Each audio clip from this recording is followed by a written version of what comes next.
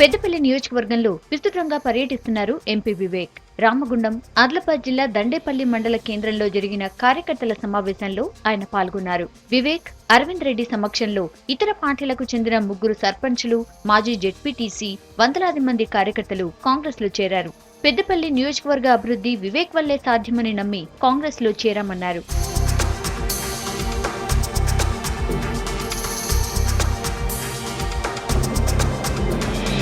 తనతో పాటు కేకే, మందా జగన్నాథం కాంగ్రెస్ వీడి టీఆర్ఎస్ లో చేరడం వల్లే తెలంగాణపై ప్రకటన వచ్చిందన్నారు వివేక్. కాంగ్రెస్ లోనే ఉంటూ ప్రత్యేక రాష్ట్రం కోసం పోరాడి చివరకు పార్లమెంట్ నుంచి సస్పెండ్ అయిన విషయాన్ని ఆయన గుర్తు చేశారు.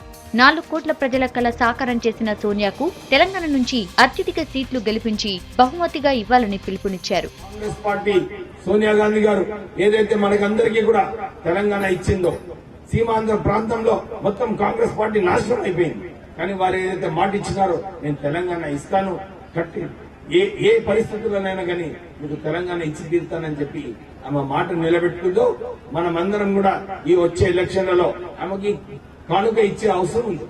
దీంట్లో కేవలం కాంగ్రెస్ పార్టీకి చెందిన చేగుర్తి అభ్యర్థులను మీరు ఓటేసి గెలిపించండి.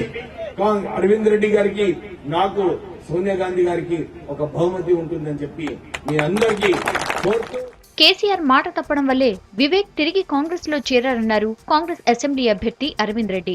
మాట ఇచ్చి నిలుపుకున్న సోనియా గాంధీ తెలంగాణ దేవత అన్నారు. మాట మీద నిలబడి కాంగ్రెస్ పార్టీకి వచ్చినాం. మన నియోజకవర్గం ఉద్యమకారులో దానికి జవాబెట్టియాల్లో నన్ను 2వ ఎలక్షన్ లో గెలిపించి 80,000 మెజార్టీతో గెలిపించింది. ఈసారి వివేక్ ఎంపీ గారు 1,00,000 ఓట్లు ఇచ్చి సోనియా గాంధీకి బహుమతిగా ఎంపీ వివేక్ గారిని పంపించే అవసరం ఉంది. అంతకుముందు రామగుండం ఏరియా 1వ గనిలో ఎన్నికల ప్రచారం చేశారు వివేక్. కార్మికులను కలిసి మద్దతు కోరారు. కార్మికుల ఆదాయ పన్ను పరిమితి పెంచామని, మరింతగా పెంచేందుకు కృషి చేస్తామని ఆయన హామీ ఇచ్చారు.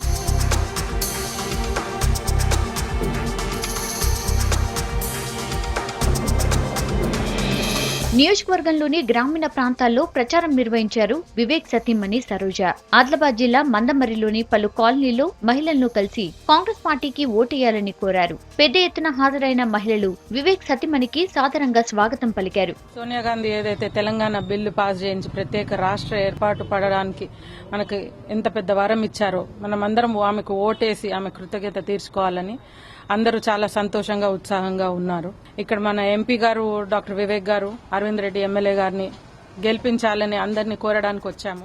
వివేక్ తనయులు వంశీ కూడా నియోజకవర్గంలో ప్రచారం నిర్వహించారు. గోదావరి ఖని పట్టణంలో ఇంటింటి ప్రచారం చేపట్టారు. తన తండ్రి చేసిన అభివృద్ధి పనులను వివరించారు. తెలంగాణ ఉద్యమంలో జైలుకు వెళ్లిన సంఘటనలను ప్రజలకు గుర్తు చేశారు. మరోసారి ఎంపీగా అవకాశం ఇవ్వాలని ఓటర్లను కోరారు వంశీ. కాంగ్రెస్ పార్టీ ద్వారా మా నాన్నగారు ఎంత సేవ చేశారో ఈ కాన్స్టిట్యుయెన్సీ మీ అందరికీ తెలిసిన విషయమే.